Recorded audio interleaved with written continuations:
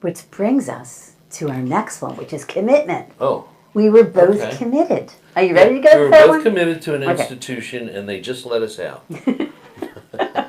We were, haha. Okay, I'm only joking. We had this commitment to the relationship, That no but- matter what, no matter what. we were working at the relationship to make it functional, healthy, enjoyable, loving, and fun. Yes. Otherwise, why be in one? Yes. It makes no sense. And you should be committed to a relationship after you have committed to yourself. That's the deal. Yes. It's extremely important. Don't make the relationship your fulfillment. Make the connection to yourself the fulfillment. And then you can share your whole self rather than look for a half a partner. So a lot of people say, oh, I found my better half or my other half or this is my half. Well, no, this should be my whole. Yeah, we don't like to say that. Right, you should be two wholes together. Well, maybe not two holes No. because then there'd be nothing in there if there were holes. That's true. But you should be two whole beings coming together, sharing your whole self. And then you have the opportunity to share your heart. Yes. And then it's safer. And you realize that you dictate what hurts, what doesn't hurt, not the other person.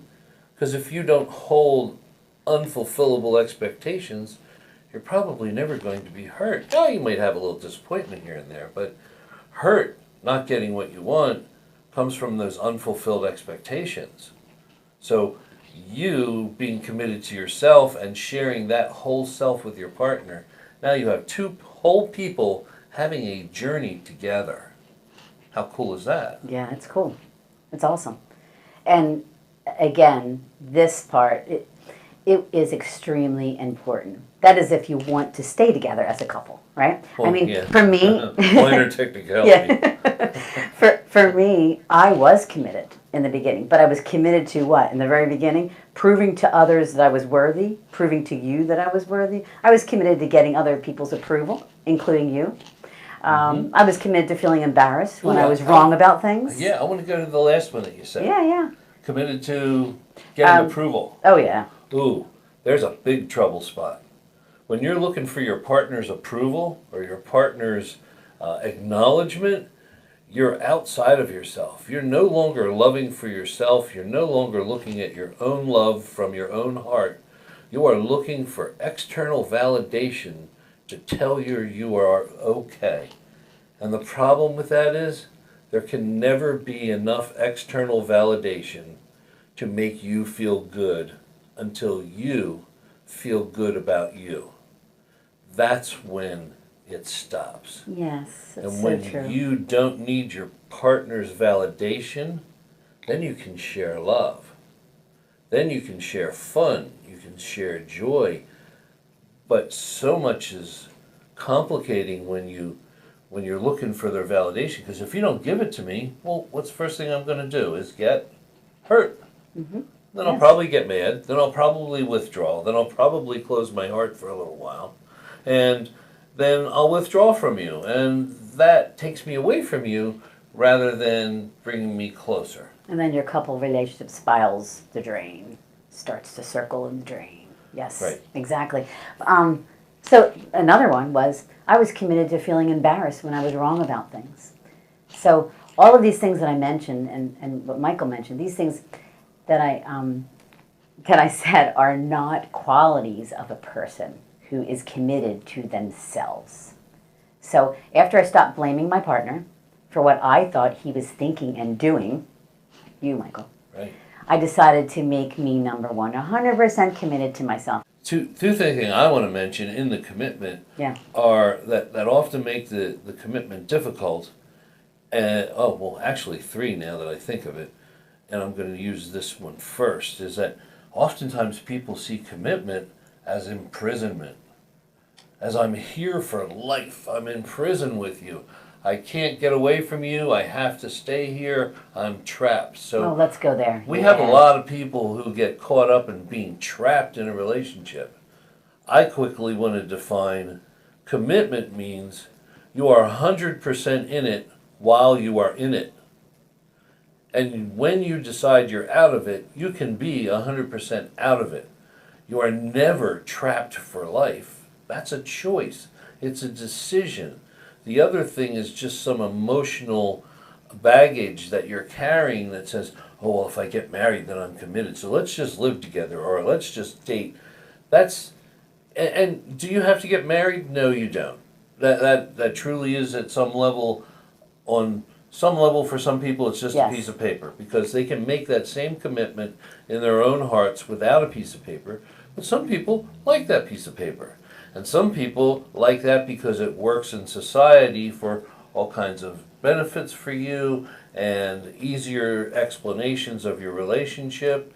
And partners are partners. And however you want to work it and you see it. But the commitment part is what I'm emphasizing. It is not a prison. That's only a mental construct. So you have to ask yourself, where did you get that? Where did you see maybe your mother or your father trapped in a relationship they couldn't get out of, or an abusive relationship that they felt trapped in, so you swore you were never going to be that? Well, that's why it's so important to go in. I had a hard time committing in the beginning because I wasn't 100% committed to myself and the inner work that I needed to figure out. Where did I used to go when I felt controlled, Michael? The post office. Remember that? That was our joke. I'm going to the post office, Michael. I need to go to the post office. Now, mind you, we don't get that much mail, but I have to go to the post office today. Oh, it's 3 times today. Where are you going, honey? Yeah, it worked. So, the C word of commitment, be careful you don't misdefine it and make that an adversary of yours to actually getting into a relationship. If you're afraid of commitment, you need to ask yourself, are you afraid of making yourself vulnerable and open to be loved for who you really are? And then, if you're still fearful, ask yourself about how many negative things you think about yourself. Like, and I'm moving into the other 2, I am not good enough to be Yeah. loved. Absolutely. Or I am unworthy of being loved. And my wrongness as a human being puts me in a position where I don't deserve to be loved, because maybe you heard as a child how wrong you were all the time, or how bad you were, or how you didn't listen, or maybe that's all you heard and there were other things said. But that takes a toll on your ability to be vulnerable.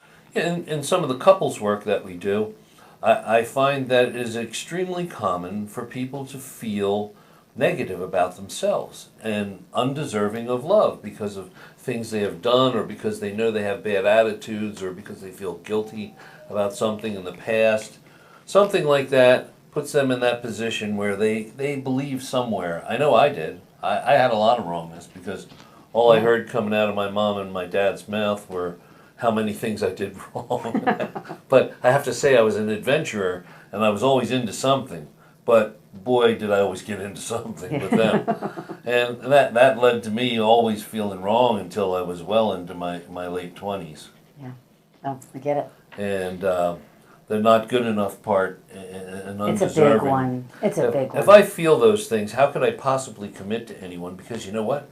They're going to find out who I really am. Yes, right there. And if they find out who I really am, then I know they're not going to love me, so why bother? I might as well just cut my bridges at their losses as they are and burn them now real quick. Yeah. So I don't have to be hurt later because I already know what's coming. Mm-hmm. So that's kind of the attitude that bleeds through in that. And that's why people keep secrets. But one of the concepts, Yes. keep no secrets. They separate and destroy. We're talking secrets to yourself. Yeah, that's from our book, The 55 Concepts, A Guide to Conscious Living, Yep. where keep no secrets because they do separate and destroy. They keep you in your world. They don't share with your partner. There is no transparency, and your partner, if they're intuitive at all, or if they're connected to you at all, are going to feel that you're not with them 100%. So get 50% of the relationship, maybe even more, maybe 80% of the relationship is about feeling. It's not about what you're saying, it's not about what you're doing, it's about how you feel and how you feel your partner feels. And don't you ever notice when you feel your partner's mad, doesn't the first reaction often is, what did I do wrong? Right. Why are you mad at me? And maybe they're not even mad at you, but One time, yeah, that's true. One time you did that. You were going through something and you weren't feeling so great, and I was kind of on you, going, "What can I do?" Or did I do something? And you said to me, "Adele, you're really happy right now. Go be happy. Don't take on what I'm doing." Right. And I'm that's busy- exactly. I'm busy trying not to channel my inner parent. Right. Just They're reaching beyond the grave to me. Yeah. Please, I'm trying to get rid of them. So don't get involved. so, but it is about feeling. Yes. And your house should feel good. Let me say that again.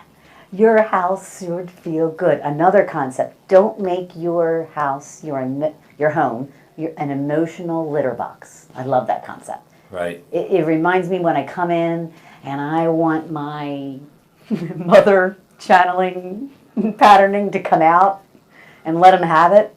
And just dump her day on me. Yeah. No, thank you. I said, wait, he lives in this house too.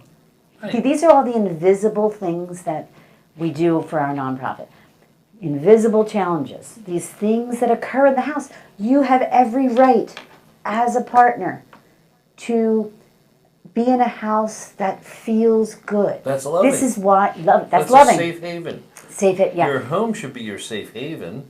Yes, and you need to speak up. But often About what what you want. happens is when you get used to being home, they become, secondhand news. So you come home and you dump your junk at home. Yes. And then you go have fun at work or have fun with your girlfriends or guy friends or whatever it is. And you're busy dumping your garbage in the relationship. And that's not good. That's never gone anywhere positive. And there's really a difference between dumping your stuff and coming home and saying, "Oh, I had a bad day. Right, Do you want to sharing. hear it? Are you ready to hear it now?" And you're not dumping, throwing up all over them invisibly. Right. You are just telling them about your day, and the issues that you are having are yours. Yeah, you're decompressing. Decompressing. But you're There. sharing it with them, not like she said, not kind of spilling it all over them. Yeah.